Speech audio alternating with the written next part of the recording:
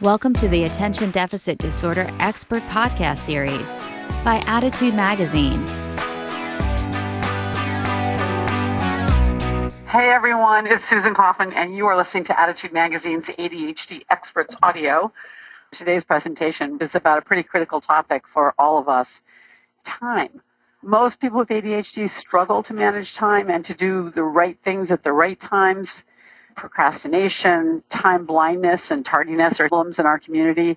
Researchers have taken a pretty close look at the ADHD brain and are beginning to understand the reasons why we estimate, use, and value time differently than, quote, neurotypical people. We're very pleased today to welcome ADHD expert Ari Tuckman, who will take a deeper look at the science of time awareness and time management through an ADHD lens. He will discuss the concept of the time horizon and what he calls temporal discounting to help us all understand why some strategies work better than others. And an interesting concept, I think, is that he wants to help adults see time by externalizing it and feel time by building motivation.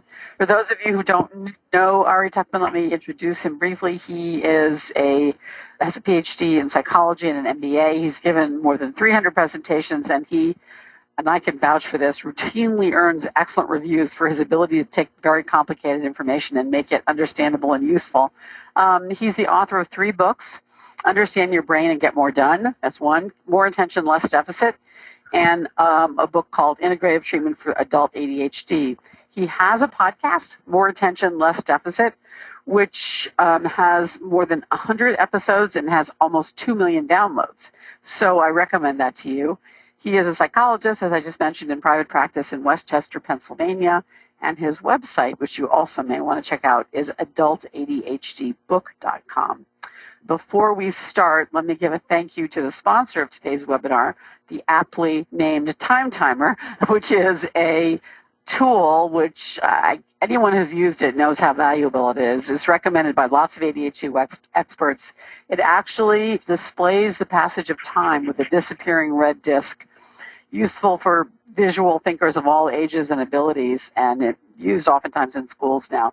You'll find out more about Time Timer at timetimer.com, www.timetimer.com. So with that, let me turn it over to Ari again with our welcome. Well, thank you so much. It is always a pleasure to be here with you guys. And, when I'm lucky to see you in person, like at the CHAD conference or something. So what we're talking about today is, obviously this is an important topic. Especially in life these days, there's so much that is about time.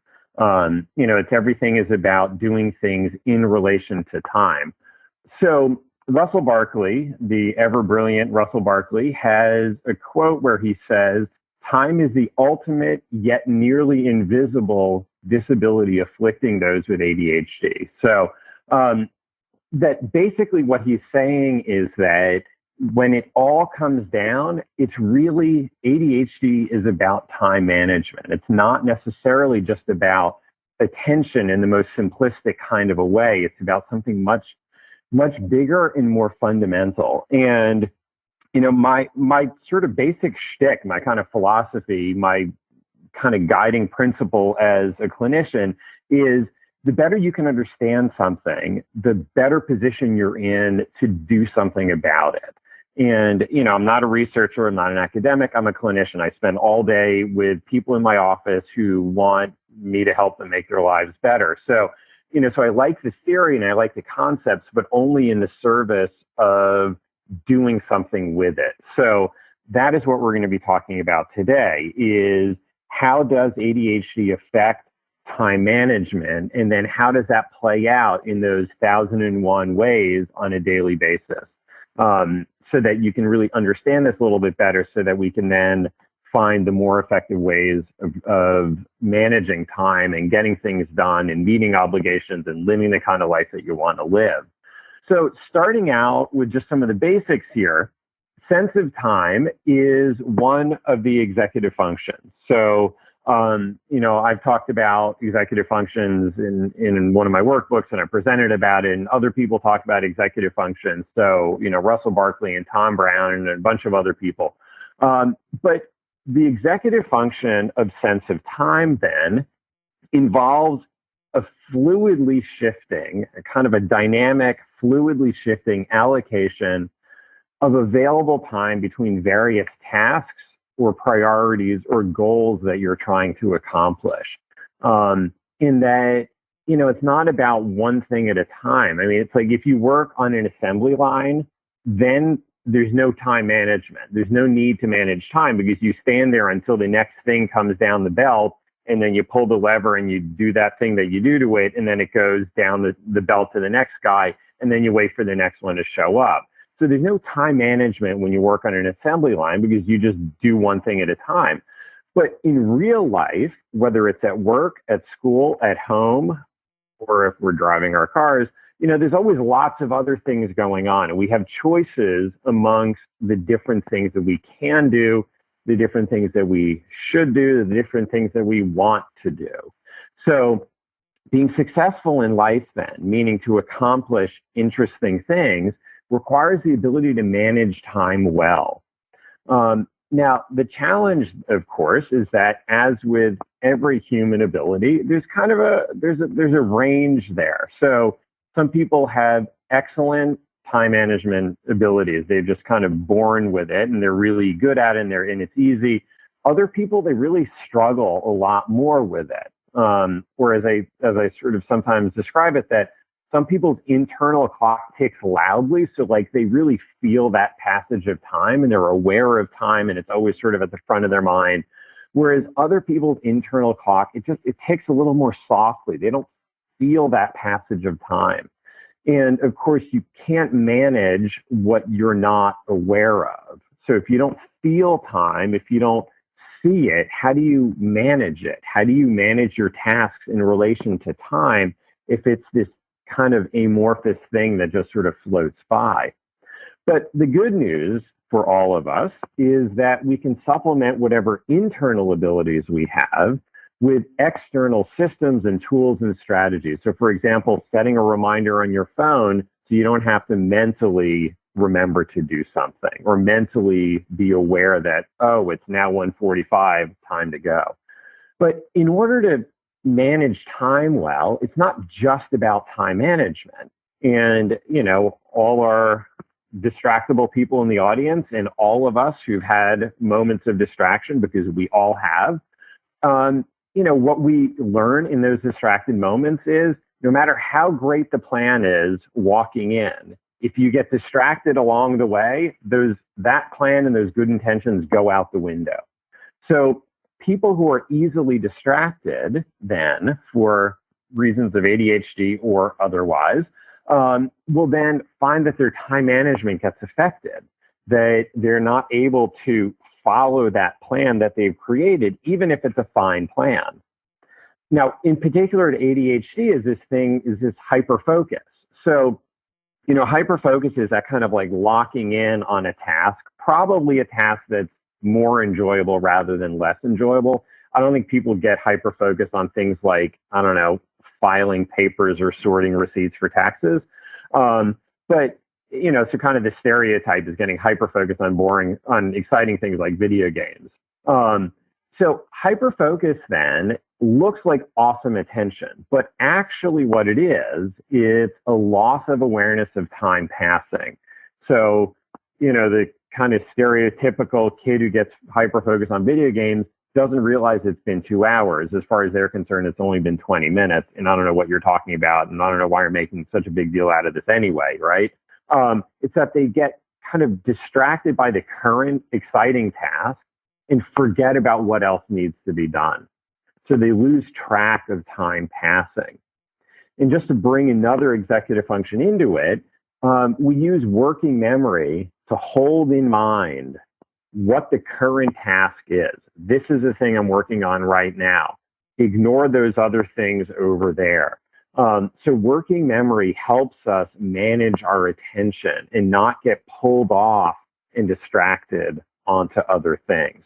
So basically what I'm saying here is all of this stuff is connected, that a simplistic time management strategy may not work if it doesn't take into account some of these other things that we're going to talk about in the webinar. And hopefully by understanding how some of these moving pieces interact, it'll give you a better sense of how to, manage this more effectively. So ultimately then, time management, like we manage time in the present so that we can create a better future for ourselves. The time management is not about the present moment. So, and the reason is that there's some things you can do like in the flash of a moment, some very sort of short, specific tasks that can be done. But for the most part, most goals that we have in life, and certainly any goal that's worth anything, requires some effort over the course of time. So it takes some minutes, it takes some hours or days or weeks or months or years even. So the goal then of time management, the purpose it serves, is to help us manage our behaviors and our choices in this present moment so that we can stay on track to pursue goals that exist down the road. And that could be on the shorter time frame. So for example, okay, tonight I got to get this and this and this done so that tomorrow is a better day, or so that, it's whatever. Like I've got a deadline tomorrow, so therefore I got to do these things today. So I need to manage time now in order to be in a better spot tomorrow. So, and when we get distracted, when we act impulsively, when we get pulled off task by other things, it's usually the stuff in the present moment that doesn't necessarily serve us for tomorrow or later or next month. So we've got two big concepts here, as I'm calling them. So if you remember two things out of this presentation, probably these two big concepts should be the things that would be most helpful to remember. So the first big concept is something called time horizon. So if we think about horizon in terms of physical space, so like, you're standing on the ocean and you look out towards the horizon. And as a ship is coming over the horizon and towards shore where you're standing, initially it will be too far away and too small and you won't be able to see it. But at a certain point, it will then come close enough in physical space to you, close enough to shore that you're like, you know what, I think there's a tiny dot out there. I think that's the ship that we're looking for. And then as the ship gets closer and closer, it gets bigger and bigger and bigger, and you can see it more and more clearly.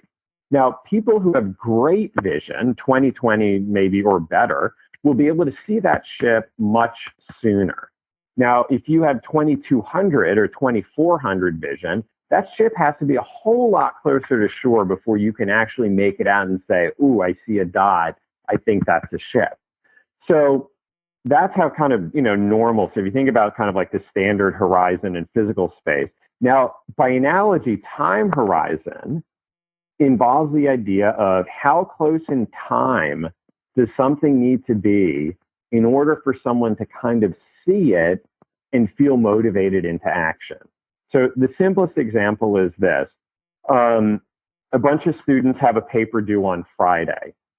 There are some students where on Monday, they see that Friday deadline and they go, I think I should start working on that. I'm not going to kill myself tonight on it, but I think I'm going to start work. So on Monday, they start working on it because it has hit their time horizon where they see it and they feel it enough to do something about it. But then there's other students who don't feel it until Tuesday or Wednesday or Thursday. There are students who don't feel that Friday deadline until Friday morning or maybe Saturday, right? So that's how time horizon works, that some people have a longer time horizon and some people have a shorter time horizon. A big determinant of how long your time horizon is has to do with age. So, if you ask a 5-year-old to do something, like for a 5-year-old, Friday doesn't exist anywhere in their life on Monday. But if you get to 30, Friday might mean something. And if you get to 30, then maybe you're thinking about, retirement and things of that sort. Now, obviously, how quickly, how much earlier, how soon we get going on something depends not only on the external deadline, but also the more interested we are on it. So something very interesting, you're going to get going on earlier, or something with highly undesirable consequences for not doing it. I don't want to work on this paper, but I'm going to, get expelled from college if I don't, if my GPA drops. So I guess I should. But also we can get people going on things earlier, not necessarily because of their time horizon, but because of somebody else's. So if the mom of the 14-year-old with a Friday deadline starts worrying on Monday or Tuesday, they may get that kid going on Tuesday, even though if it was up to him, he wouldn't get going until Thursday. So Barkley then has another quote or another kind of, and I've pulled a lot of this stuff from Barkley's writing. So, but he talks about future myopia, that folks with ADHD have future myopia, that they just don't see the future as clearly. So just like we talked about with that ship on the horizon, if you have 2200 vision, that ship has to be a lot closer before you can actually see it. In the same way that 14-year-old with the Friday deadline on Monday does not see the Friday deadline. I mean, it exists somewhere out there in some vague way, but they don't see it, which leads to, as Barkley says, kind of somewhat facetiously, that for folks with ADHD, there are two times. There's now and there's not now. And if you're a 14-year-old with ADHD and a Friday deadline on Monday, that is not now. Like that, the time to act on that paper is not now. On Thursday night, now it is now. It has become now, but it wasn't now on Monday, Tuesday, or Wednesday. So in terms of time horizon then, folks with ADHD they have a shorter time horizon given their age. So like 10-year-olds with ADHD compared to 10-year-olds without, 20-year-olds with compared to 20-year-olds without, 30-year-olds, et cetera, right? So it becomes difficult then for folks with ADHD to plan into the future because they don't see the future as clearly. And they're not as motivated to actually do something about the future until the future gets closer into the present, by which I mean that they progress through time so that the future is now not as far into the future, not as far out, if that makes sense.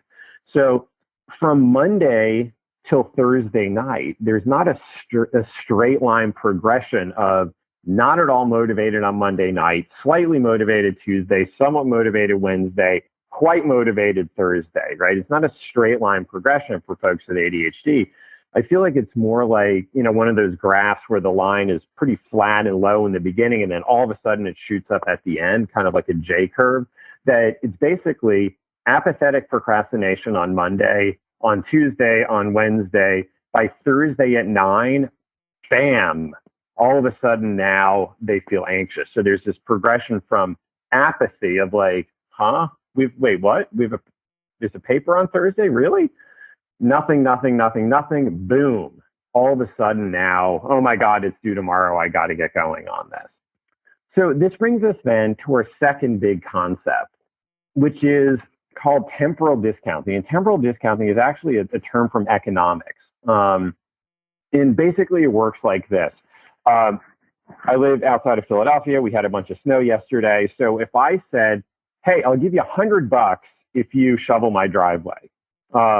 And let's say you looked at it and you're like, given the size of the driveway and the amount of snow, yeah, that's a pretty good deal. I'll shovel that for $100.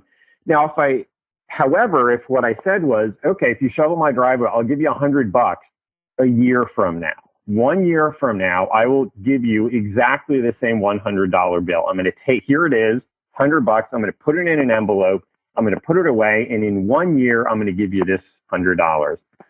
All of a sudden now you are much less motivated to shovel my driveway for $100, even though it's exactly the same amount of money, right? So why is that? This is not an ADHD thing. This is an everybody thing. And the reason is temporal discounting, that the further out in time a reward, $100, or a punishment is, the less we feel it right now. So that $100 doesn't feel as valuable a year from now. So it may be that, if we started a negotiation, that it would have to be $150 or $200 that I give you a year from now in order to get you to shovel the driveway today. So because all of us feel the present more strongly, it makes it hard then to do the things right now that will benefit fit us into the future. And anybody who's trying to change a bad habit, anybody who's tried to exercise more, who's tried to eat healthier and lose weight, who's tried to quit smoking, any of these healthy habits that we should all do better with, this is what's going on. It's that in the moment, it's cold and I don't feel like going to the gym. I'll go tomorrow, right? Because you don't get the benefit of going to the gym right now. And it's only later that you're like, I'm still not fitting into those pants. So that's temporal discounting, that all of us are tempted to maximize the present. Instead of going to the gym and working out, I think I'm going to sit on the couch, watch TV, and eat ice cream, right? Much better, much more enjoyable present. So this is that whole marshmallow experiment. If you've ever taken Psych 101 or you've seen on YouTube a bunch of kids and then, I will give you one marshmallow right now, or if you can wait 2 minutes, I will give you 2 marshmallows. In some kids, that one marshmallow right now is worth more and they scarf it down and they're happy to do it. Other kids can wait and because they know 2 marshmallows is bigger than 1 marshmallow and they're willing to take their time. So because then of this temporal discounting, it creates a situation for folks with ADHD that because of that shorter time horizon and because they do more temporal discounting, meaning that the further temporal meaning time, discounting meaning less valuable, the further out in time something is, the less valuable it becomes. Folks with ADHD therefore tend to choose options that have more immediate payoff. So texting your friends has greater immediate payoff than working on the history paper due tomorrow. Getting distracted on Facebook has more benefit in the moment than working on that thing that your boss wants you to get to them by the end of the day. So the reason is that folks with ADHD, more so than everybody else without ADHD, they really feel the present. So that reward or punishment in the moment feels much bigger than the reward or punishment of what's going to come later, even if they know intellectually this is what happens. We've done this rodeo before. It's not the first time I've procrastinated on homework, so you don't got to be psychic to predict how this one's going to play out, right? We all know how that's going to work out. But because then the future feels so big and powerful, the future or the present feels so big and powerful, it's hard for the future to compete with that. And it's hard for the future to activate them and motivate them into action until all of a sudden now that distant future has become the present or just about the present. So on the one hand, it's easy for people without ADHD to look at this and say, that's crazy. Why would they do that? Like, on Monday how awful it is when you have to do a paper at the last minute. Why are you waiting until Thursday? Haven't we done this a million times before? And if you're 100% logical and rational, that absolutely makes sense. But the problem is that that's not how it works. That for the person with ADHD, how it's that the pain and suffering in the moment of working on the paper is much greater than how they feel the pain and suffering will be later for not working on the paper. Or another way of putting it is that the other more fun, distracting thing they're doing feels much better in the moment than the pain and suffering of working on the paper or whatever, or as adults, the things that we need to do. And past experience then doesn't change how they feel and it doesn't change what they do in that moment. And neither did guilt-inducing lectures. So I'm sure everybody on the call has tried that one before. And if you've tried it 100 times and it didn't work in 100, probably 101 is not the magic number where all of a sudden the guilt-inducing lecture is going to do the trick. So this then brings us to the strategies. So if this is the case, that folks with ADHD will feel the present more strongly and will therefore have a harder time seeing and activating towards future goals right now in the present, there's a couple strategies then, or there's a lot of strategies that basically fall under these two umbrellas. So the first is to see time by externalizing it. So like I said in the beginning, for folks with ADHD, their internal clock doesn't tick as loudly. So to rely on the passage of time just using your head probably will not be as reliable as using some sort of an external method. So, like Time Timer, coincidentally, the sponsor here, and I have no relationship with them, but, like what's great about Time Timer is it absolutely externalizes time. You can see the passage of time.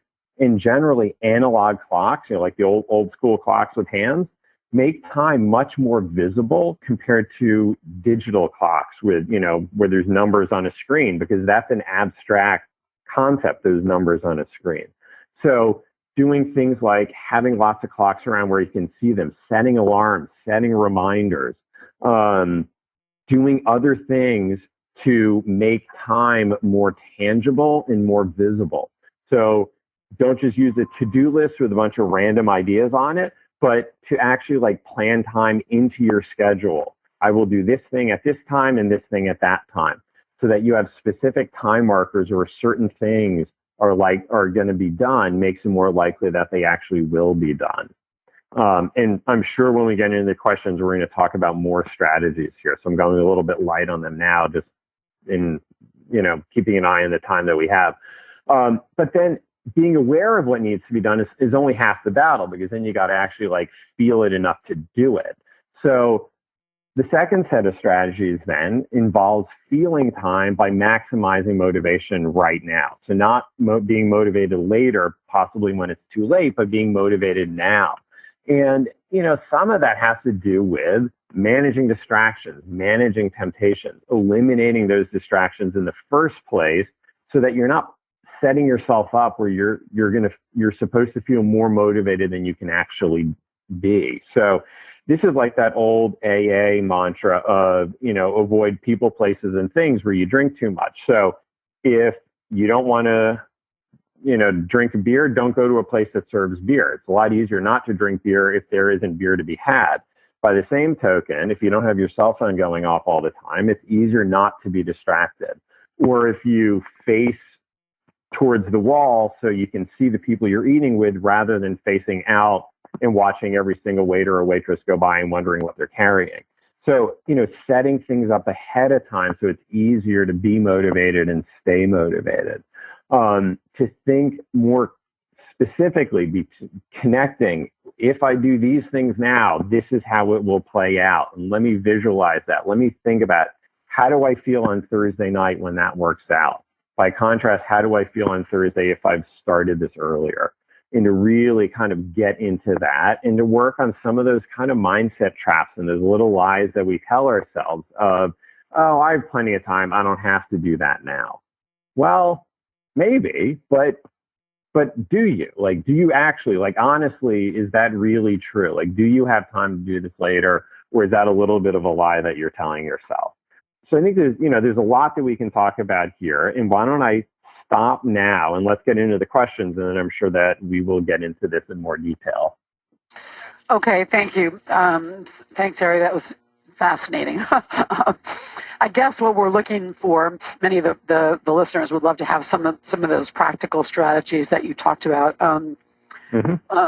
Here's one that Marika posted, which I wanted to run by you. And she says she took an online course about how to get started when you don't want to do something, and that the pain, what she's saying is, research says that starting to do a task you don't enjoy hits the brain almost as a physical pain, but that pain only lasts for 5 minutes. So now when she wants to do a task she doesn't want to do, she forces herself to do it for a minimum of 10 minutes, and by that point, it's not so bad.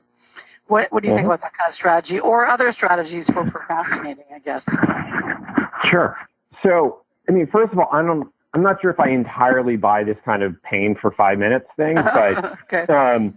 But I think the concept is still a good, or the solution is still a good one, which is that, I think sometimes when we're procrastinating on doing a task, it's because in our mind, we're making it out to be bigger, hairier, and more awful than it necessarily needs to be. And, now if you wait to the last minute, you don't have any choice but to do 4 straight hours on it, right? But if you can get going earlier, you have the luxury then to tell yourself, you know what? I'm going to do 5 minutes of this. I can do 5 minutes of anything.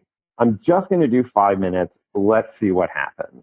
And, it won't always work, but I think it's going to be a lot easier to convince yourself to do 5 minutes worth.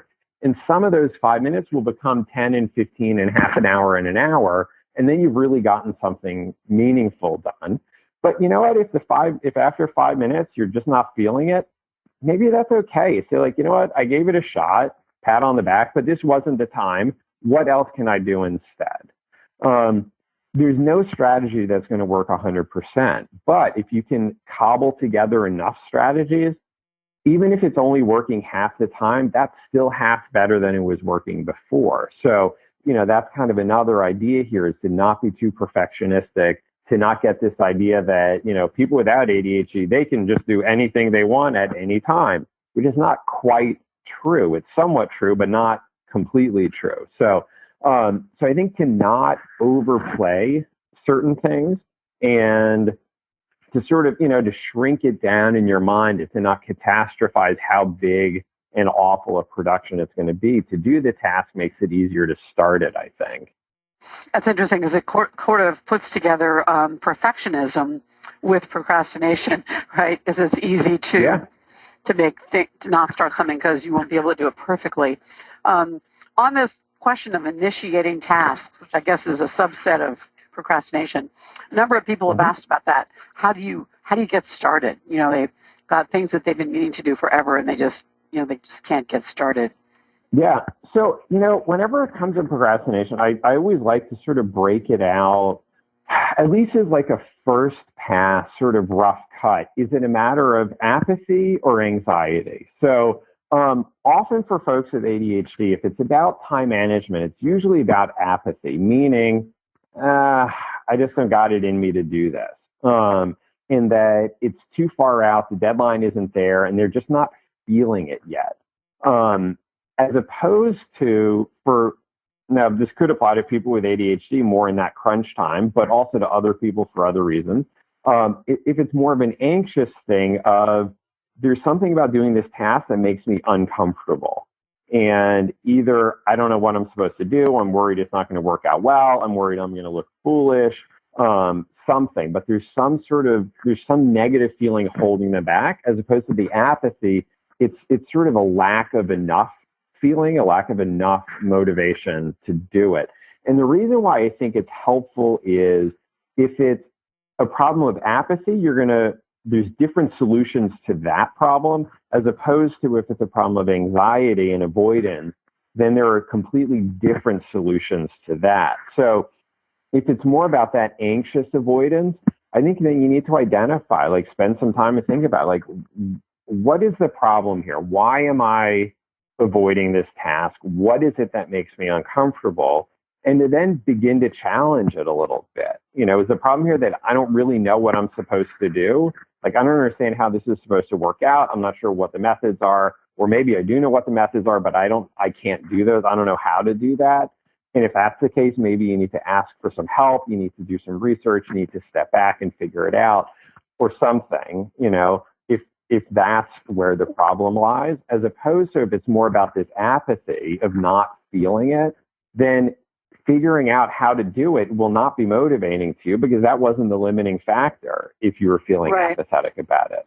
So always we want to identify, I'm going to steal this line from somebody else, but a problem well-defined is a problem half solved.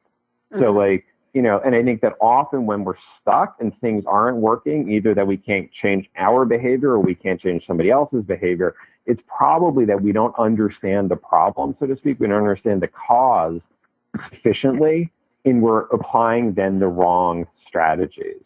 Okay, that makes sense. A number of people have questions about calendars.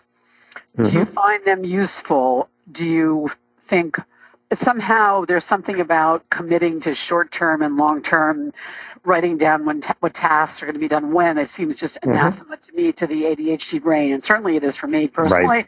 And I just wonder, and yet we're frequently, told that calendars are key and writing down things is key. What's your feeling on the use of calendars and time management tools like that? Yeah, I think, unless you have a simple enough life, I think you have to have some sort of a calendar. And, unless you have somebody else doing all the remembering for you. I have a saying that if you can remember inside your head everything you have going on in your life, it means you don't have enough going on in your life. That you want to have a life that's big enough and interesting enough. I mean, this is my value judgment, but you want to have a life that's big and interesting enough that you cannot remember all the moving parts inside your head. I think, though, that a lot of folks with ADHD have a love-hate, by which mostly I mean they love to hate having calendars, because they struggle with them. They don't work well enough. They get lost. They get forgotten. Or it's this where on Monday you write down, sure, I'm going to do this thing on Wednesday. And then Wednesday comes and you're like, oh, man, I don't want to do that thing. Who the hell put that in there? Right. So calendars can also feel constraining. It's like, how do I know this is Monday. How do I know how I'm going to feel on Wednesday? But again, even if it only works half the time, that's still half better. Even if it only works a quarter of the time, that's still a quarter better than it not working at all. But I think that, when it comes to calendars, I think first of all, find the calendar that's going to work best for you. So the best tool for the job. I mean, I use a paper calendar book, like a big schedule book, but I schedule people every hour. I want a big fat book that I can see an entire week easily. But I don't run all over campus with it. I don't run all over the place with it. If you are out and about and you don't have as many things in your calendar as I do, probably an electronic version is really the better way to go. But I think find the right tool for the job. Do not make it too complicated. Some color coding is awesome. I think shared calendars among spouses and families is great, because then stuff doesn't get forgotten. Right? Yeah, exactly. That way it isn't this thing of it wound up on my calendar. Whoops, I forgot to tell you to put it on yours. But I think that what my main trick in terms of calendars is to take to-do list items and put them onto your calendar. So that's really the question here, because I think we were all in agreement that appointments or events or whatever need to go on a calendar. But the question that when someone asked it very specifically here that I think that I'm raising is, you have a task you really don't want to do. Purge the clothes from my closet is the one that Anne posted. Right. Is your advice, write that down in your calendar that you're going to do it on a certain day? Yeah. So let's talk about calendars and to-do lists, because they're both necessary, but they're different tools for different jobs. A calendar is the place that you put time-specific tasks. I have this meeting at this time on this day.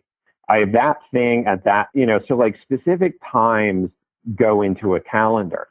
A to-do list is for time non-specific things. So the example, I need to purge the clothes out of my closet. Well, is that going to happen on Tuesday at 3? Is that going to happen on Wednesday at 1? What about Sunday? Could it be on Sunday?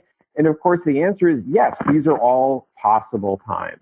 So the to-do list items don't necessarily have the same time constraints, unless it's something like, I got to call this guy during business hours. So maybe there's some time constraints, but it could still be Tuesday at 9, 11, 4:35. It could be on Wednesday. It could be on Thursday. So the problem with to-do lists is stuff that sits on a to-do list can tend to sit there forever, because it's sort of like, purge the clothes out of my closet. Is now the time to do that? I don't know. It might be, but it also might not be. Well, I don't feel like doing it now, so I guess it isn't. Now isn't the time. But if you can take that instead and put it into your calendar, so to make it time specific, Wednesday night, 7 o'clock to 8, that is the time that I'm working on that. It's more likely to happen. Anything that gets put into a calendar, anything that gets scheduled is more likely to happen than things that are not scheduled. And on the one hand, making that commitment to say, I'm going to do this at this time, and then setting an alarm makes you at least slightly more likely to do it, compared to if it's just this vague thing of sometime before I die, I will purge the clothes out of my closet. I'd like to ask the people who are listening in to just post quickly, have you tried putting on a calendar something that you've been putting off, and how has that worked for you? Just post quickly. It'll be interesting to see what people say, because I think that's just such a tough one where it's oftentimes advised, but I don't think it works. Well, and I think that just putting it on your calendar is not enough, Right. So I think it's that sort of like necessary but not sufficient. So, putting it onto your calendar, and I do a lot of this when I talk to my college kids because they have such loose, flexible schedules, is, right. When you talk about scheduling something, let's step back a sec. Wednesday at 7. What's happening Wednesday at 6:45? Oh, wait a second. I work a little bit late on Wednesday.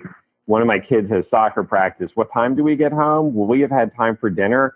So it's like Wednesday at 7 has failed before it arrived because the odds are so low.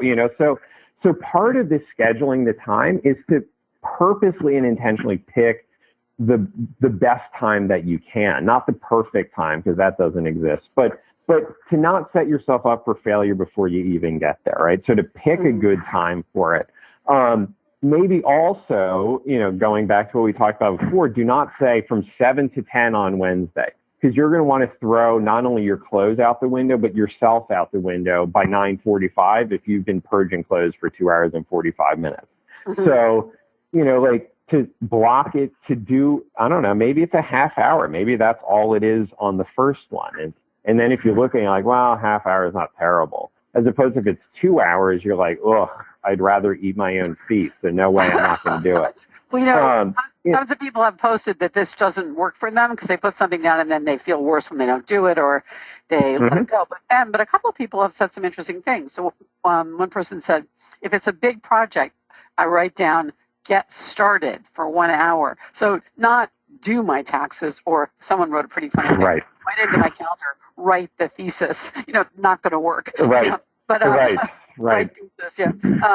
But I thought that was interesting that someone suggested writing down in the calendar, get started, as opposed to do the whole thing. And that's exactly it. And I think that, the problem is if you tend to procrastinate a lot, you then wind up getting jammed up against the deadline. And then there is no doing it partially. It's kind of like then it all needs to be done. So you get this negative association. And of course, then you're going to want to avoid it because look, who wants to do that any earlier than you have to, So I think it's a matter of really sort of thinking about it and saying, I don't want to do a half hour of this now, but if I do a half hour now, it's a half hour less I have to do later. And let's really think about what am I doing? What else, if I do this half hour now, how much better will I feel later? How do I make it slightly more fun to do it now? So maybe you have somebody help you, like you bring one of the kids in, or you grab a pile of clothes and you sort it in front of the TV, or you put on some music or something.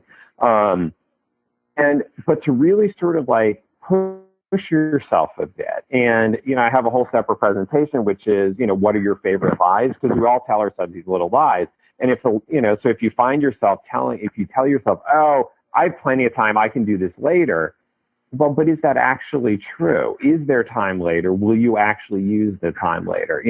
And to challenge yourself a little bit in that moment and to know, you know what? No, I won't. That's crap. I'm not going to do it later. So This is the time right now. What kind of a person do I want to be? How much better will I feel about this later? But to really think about the future and to really bring that future into your decision making in the present moment. And again, to kind of cut yourself some slack when you need to. And if you set it up and say Wednesday at 7, that's the time, and then it doesn't happen, all right, let's go into scientist mode. Why not? What happened? Is it I didn't get home until 7:15? All right, what's the lesson learned there? Was 7 a reasonable time? And, I don't know, there was some accident and you were a half hour delayed on traffic. You can't predict that. That, it was a good guess. It just didn't work out. Or in hindsight, you know what? I wasn't going to be home by 7. That was the problem. The problem is I underestimated how long things were going to take. Lesson learned, note to self, let's remember that for next time. So even if it doesn't work out, you always then want to go into sleuth mode to figure out why. So then you got a better shot at it next time. And it may be that it takes you a few of these to really begin to kind of to know better what's happening and how to predict it. So, I think if you can misestimating the time something takes, there's a number of people that were posting about that, is a real issue for people.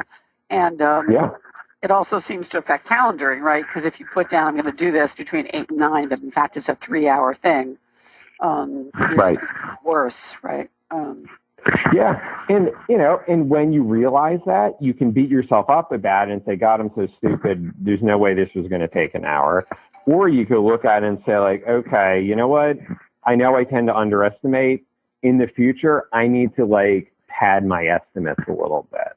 But of course, part of the problem with estimating time is that, if the question is how long does it take to do this thing, there's really there's a few different times there. The one time is if we put a stopwatch on it and we start the watch when you're working and we stop it when you get distracted or when you go pee or something, and then we start it again when you're touching the task again, then we might get one time. So it may be that the pure task itself is an hour, but as we all know, for some people who are easily distracted, to do an hour's worth of work could take you 2 or 3 hours. So how long does the task take? Is it 1 hour or is it 3 hours, right? So some of it is that the estimate is the 1 hour, but the reality is the 3. So, it may be that you either need to schedule the 3, or maybe it's, like I said before, time management requires attention management or distraction management. Where are those other 2 hours going? What did I get distracted off onto, or what am I likely to get distracted off of? And to really kind of make a point of, seeing what is, what's getting in the way and what can I learn from it, et cetera, et cetera. And then, from that point to then again, learn those lessons and to figure it out and to try again. And, that it's this constant ongoing process. And to then sort of go from there, you know what I mean? And if you can look at it that way, even the failure, so to speak, is still a success. Just moving to another issue, a couple of things. People talk about the difficulties of very large projects, projects that are long-term, quote, huge projects from Lily. And someone else mentions backwards planning. So starting at the end and breaking down the project into discrete tasks and managing backwards. That seems like a logical thing to suggest, but I guess it's hard for people. Any strategies for doing that, for taking a big project and making it manageable? Right. No, I think that's a great idea. And I think that backwards planning is really, it's really kind of where it's at, so to speak. And that, and I think it then becomes a matter then of really kind of being intentional and thinking about it. What am I doing? What needs to be done? How do these pieces fit together? And, I think that on the one hand, folks with ADHD can wind up being, kind of hesitant to it about it or resistant to it because it's again, that thing of then feeling kind of constrained or committed. Or it becomes this thing of you know what, I've tried this before. Even if I try to plan it out, I don't know what the hell happened. It doesn't work out that way anyway. Why should I try this? Because I don't know what's going to happen even if I do. It's that kind of unpredictability of following the plan that they set for themselves. But, kind of coming back to the same old thing I said before, a lot of this kind of comes down to the same concept. It's that even if it only works half the time or a quarter of the time, that's still a quarter better than it would have been otherwise. Right. And the more you do it, the somewhat better you will get to it. I will not say that if you practice it a lot, that then you will be just as good as your most organized, awesome time management friend is. But, but that's okay. You will still get better at it within the realm of your own abilities. And you don't have to be as good as the next guy. And you find different ways, different things that work, here's a question. This is going back to sort of the early part of your discussion, but I thought it was interesting enough from Caroline. It says, what about the ADHD brain results in this strong preference for the present, which leads to procrastination? And why is that different from just being lazy, right? There's the value judgment right there that we all hear all the time. Oh, yeah, absolutely. Yeah. And, I was saying that, neurology tends to drive psychology. So that if you are wired to not feel the future as much and to feel the future and to feel the present more, you will act in certain ways and people will make assumptions about why you do what you do. And they will absolutely put value judgments on what you do. Because we all do that. Like, that's not an ADHD thing. Like, we all, make judgments about people, and some of us do it a lot more than others and whatever. But it's just part of ADHD, is kind of the way that folks with ADHD's brain is wired, that they're just more in touch with the present and not as in touch with the future. And maybe one of the ways of thinking about it is that in order to think about the future, in order to deal with the future, in order to act towards the future, we need to kind of disconnect from the present. And I think the simplest example of this is if you're on a diet and you're trying to eat healthier, so getting into better shape or losing weight is really a future thing. Now, you do things right now to affect it, but you don't lose weight right now. You will have lost weight later, if that makes sense. But in order to have lost weight later, you need to do things differently now. And if you're sitting here looking at a plate of chocolate chip cookies, in the present moment, the smell and the mouth watering of the chocolate chip cookies pulls pretty hard on you. Like, that stimulus pulls hard on your behavior, and you're really tempted to just dive into the cookies and not think about the future.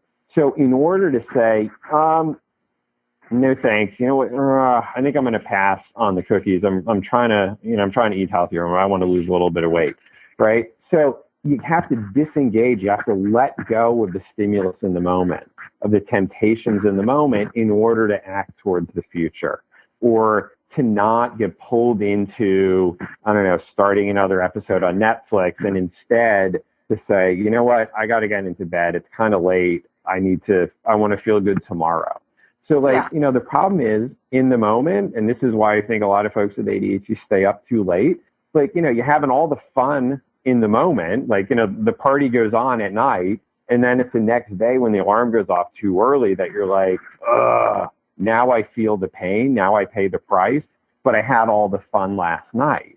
And the problem is when you're having the fun, you want to keep having the fun. And by the time you feel the pain, it's too late to turn back the clock and change what you did last night. And then when you get to tonight, 18 hours later, it's, it all starts back over, and feeling bad this morning, 18 hours ago, may not change what you do tonight at midnight.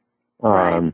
And again, that's the pleasure of the moment. The distractions, the stimuli of the moment pull you too much, and it's that much harder to do the right thing. So that's why I think a lot of managing ADHD has to do with managing the environment around you and the situations that you put yourself into, so that you don't put yourself. Yeah, it's like, don't put yourself into situations that are harder to manage than you're going to be able to. That leads me to hyperfocus. I mean, there are a number of questions here from two kinds of people. Parents who say, how do I get my kid to stop hyperfocusing on whatever, usually video games, but also some adults who are saying, how do I stop what I'm doing hyperfocus so I don't miss a meeting or, lose track of something I'm supposed to do. Right. Advice on the hyperfocus problem, either from a parent's perspective or an adult's perspective. Yeah, and it applies to both. It's just possibly different things that they're hyper-focusing. So, right. I mean, my first big recommendation here is that to recognize that in the hyper-focus, it is a million times harder to stop hyper-focusing. So so the advice of you should just try to pull yourself away from it, I mean, that's like lovely advice, but it's kind of like, well, duh. It's like if someone falls down and hits themselves, you don't say, well, maybe you shouldn't fall. Because it's like, well, duh, of course, right? So So I think it's a matter of, instead, the point of intervention is not how do I stop hyperfocusing? The point of intervention is how do I not start hyperfocusing? What are the situations that I get drawn into? What are the things that it's too hard to stop doing? And, my saying on this is, if it's too hard to stop, then maybe you shouldn't start. There's the obvious thing, like that applies to things like alcohol and drugs for people for whom that's a big problem. But it totally applies to other things like, getting stuck on video games, getting stuck on TV shows, getting stuck, tweaking that Excel sheet so that it's like perfect. Yeah. This is very interesting. Yeah, I've been listening to Gretchen Rubin. Do you know her? She wrote a book called The Happiness Project, and she's since gone on to do a blog and a bunch of things about creating habits. And she has a premise, which is that you should just make a rule. I don't do X. You don't have to constantly decide about it, but I don't do whatever it is. She's all about, make rules. So like, I don't do video games, or I always go to bed at 10:30 every night. So it's non-negotiable, and you don't have to reconsider it. And anyway, it's a strategy that she recommends, which is just making a rule, which what it sounds like, cut off the hyperfocus before it starts. Kind of, I make a rule about, And I think it's, there's a lot to be said for that philosophy, because when we have to talk to ourselves about it, we talk ourselves into things sometimes. And it may be that there's like nuances on the rule. Like, I never play video games until 8:00. I never play video games before 8, or I never play video games before I've gotten the kitchen cleaned up, or, so maybe you put some nuances on it. But if something is really just too slippery, too slippery to slide into, or too sticky that you can't let go of it, then I think maybe that is the place where a hard rule, unfortunately, that loss of flexibility, but maybe a hard rule really is the needed solution there. Yeah. We're out of time. I just want to throw one last question at you from a bunch of people. Is there a solution can you fix time management problems by either, people have suggested, medication or exercise, or is there something that's just going to fix this as opposed to strategies, that you use to work around this time management foibles? Right. I think that, so if you're under 30, then growing up to age 30 will provide some benefit. I don't think that's the treatment. I don't think getting older is a treatment. But, certainly if we're talking about people under 30, and really if we're talking about people under 18, then I think it's a matter of the adults around them providing externally some of these functions, and to not get caught up on your kid's age. And kid could be 16, but to focus on your kid's abilities. Can he or she do this? And if the answer is no, not really, or not sufficiently reliably enough, then somebody else needs to get involved in it, or you need to find some other strategies. Medication absolutely can be helpful with this stuff. It absolutely can. Certainly exercise, getting enough sleep, eating well.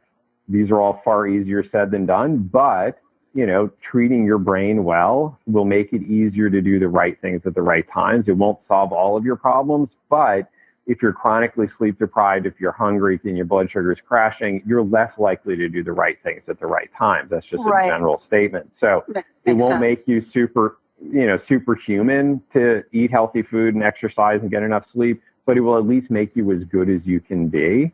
And then I think the rest of it is to just really kind of be honest with yourself about what kind of strategies and structure do I need.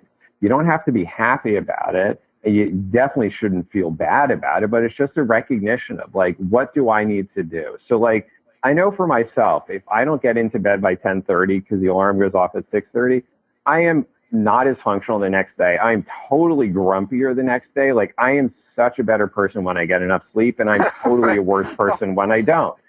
I wish that wasn't true. I got so much crap I could do and fun thing. I'd have so much more fun in my life if I stayed up till midnight, but I will pay the price for it every single time. And I just accept that about myself. I don't blame myself, but I just recognize this is something that I need to do. Other people don't need as much sleep.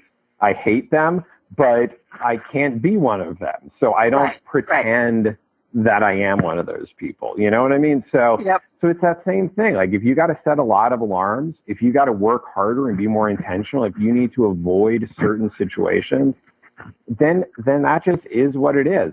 And if it's worth it, then do it. And if it's not really worth it, if it doesn't matter, then fine, whatever. But definitely don't feel bad about yourself for it. Just kind of like acknowledge it. We are so out of time. This has been so fascinating. I think we could all discuss this for another many hours. Oh, yeah. I hope you'll come back and present to this crowd again, because we actually had more than 1,000 people on tried to get onto the call and couldn't. So, round 2 might be warranted. Thank you so much, everyone, for chiming. Don't forget to take a look at Time Timer. Great tool. And thanks, everybody. Signing off. All right. See ya. Bye.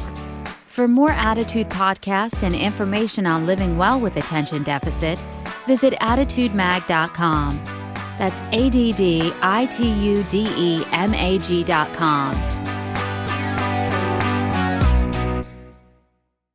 If you're in business, you probably have a website, but can your site handle your growth? How many visitors before your site slows down or crashes? What about storage and data security? From web hosting to virtual servers, Pair Networks provides the online infrastructure you need to start, grow, and flourish. When it comes to security and updates, don't worry, we've got you covered. Our 24/7 US-based customer support is the best in the industry. No frustrating chatbots or sitting on hold for hours. Check out pair.com today to learn more. That's PAIR.com.